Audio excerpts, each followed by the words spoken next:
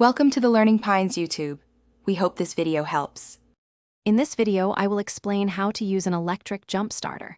Before you begin, prioritize safety by wearing protective eyewear and gloves. Make sure your vehicle is completely off and in park or neutral. Always check that your jump starter has sufficient power, ideally above 75%, to successfully boost your battery. This preparation ensures a safe and effective jump start every time. Now, let's connect the clamps. First, securely attach the red, positive clamp to the positive terminal of your vehicle's dead battery. Next, take the black, negative clamp and connect it to a clean, unpainted metal surface on the engine block or chassis, away from the battery.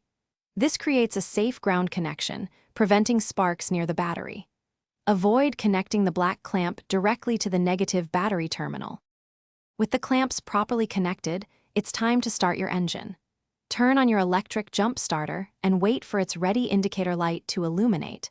Then, try to start your vehicle for a brief period, no longer than 5 seconds. If the engine doesn't turn over immediately, wait for about 60 seconds before attempting to start it again. This allows the jump starter to recover and prevents overheating. Congratulations, your vehicle is running. Now, it's crucial to disconnect the jump starter safely. First, remove the black, negative clamp from the engine block. Then, carefully detach the red, positive clamp from the battery terminal. Finally, let your vehicle run for at least 15 to 20 minutes. This allows your alternator to recharge the battery sufficiently, ensuring you can restart it later. Thanks for watching. Consider subscribing if we helped you.